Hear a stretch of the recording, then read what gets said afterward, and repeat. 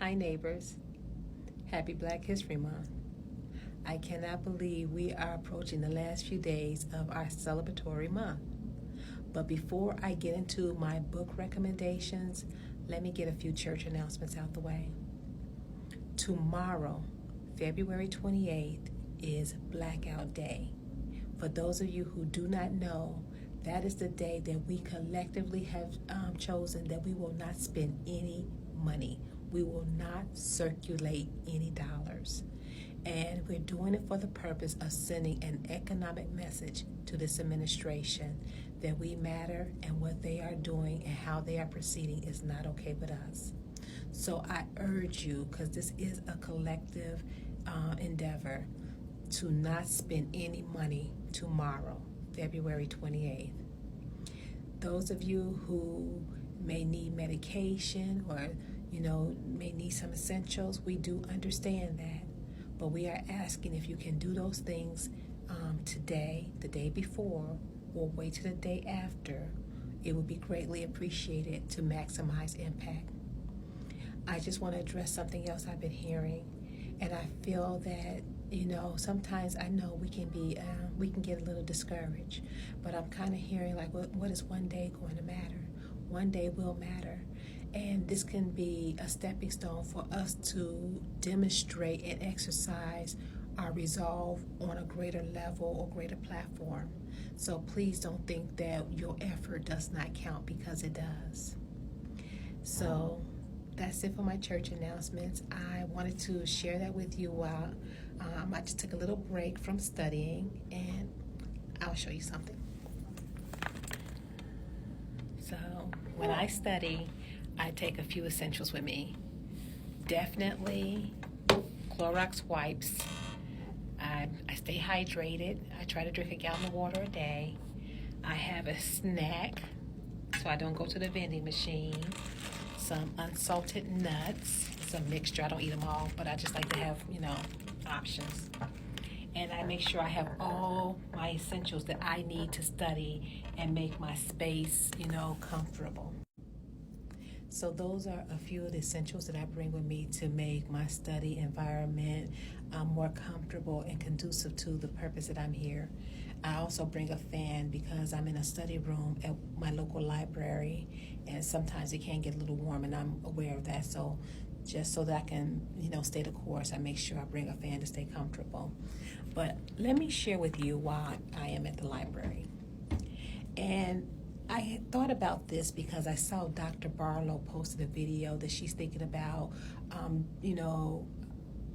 doing a lecture, or, gathering information of how those of us who grew up in the 90s, how we were impacted by the shows that, we grew up watching. And that leads me to why I'm at the library. And it's the Cosby Show. I don't know. I'm pretty sure a lot of you may remember the episode. If you grew up watching the Cosby Show, the episode where Bill Cosby is talking to Theo in his room. And, Theo is talking about maybe I'm just like, made to be a regular person. You're a doctor, mom's a lawyer, but maybe I'm supposed to just be a regular person, and that should be, okay. And the audience applauds because they're thinking, yeah, that's he had the right to, select the trajectory for his life. And so, after the applause stopped, Bill Cosby said, "That's the stupidest thing I ever heard." But beyond that, Bill Cosby said something to Theo, and it made such an impression on me, and it changed the way that I engage academia. Bill Cosby said in that episode, you need to sit at a desk where it's quiet with a firm chair, because what that does to your brain, it demonstrates and it enforces why you are here. So when I was in undergrad, I struggled a little bit, and it wasn't until I started going to the library at the university, and I would close myself off, segregate myself in one of the study rooms. I got so much done. I was able to, hold and maintain the information. I was able to, learn the information so well that I actually began to tutor other people. So I say that to say that when we are in a period of growth and development, which I believe that as a 92%er we are, that's why we're hearing so much about us women going back to pursue other degrees, certificates, maybe shifting in our careers. Because when it's self-imposed or when it's just mandated and, there's no other choice, when we segregate ourselves and set ourselves apart, that is when we're the absolute most productive. So when you're setting yourself apart, it can be for academia, it can be for, to better yourself, to be a better partner in a relationship, in a friendship. When you set yourself apart, it can be for your professional development and work. So I just want to say that to remind ourselves that sometimes we have to set ourselves apart. We have to get into a place where we can close out the noise so that we can, come out on the other side with something tangible that we can point to and say, this is what we did for ourselves and for the edification of ourselves.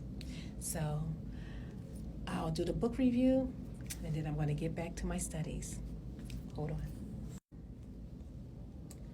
Maya Angelou, The Heart of a Woman.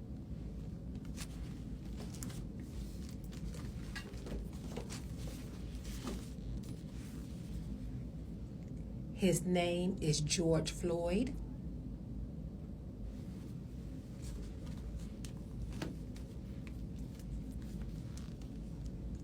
Becoming Michelle Obama. And I do have former President Barack Obama's book, The Audacity of Hope, but I just don't have it in the space. So that's an excellent read. And for those of you, if you grew up in a household like mine, The Gist of Bid Whist. That's a must read. So those are my book reviews. I hope you found this segment helpful. Again, tomorrow, February 28th, we're not spending any money. Try to get what you need today, or if you can hold off, wait, to do whatever you may need to do after Saturday. And that's all I have. And I'm going to get back to the business of me. All right. Take care.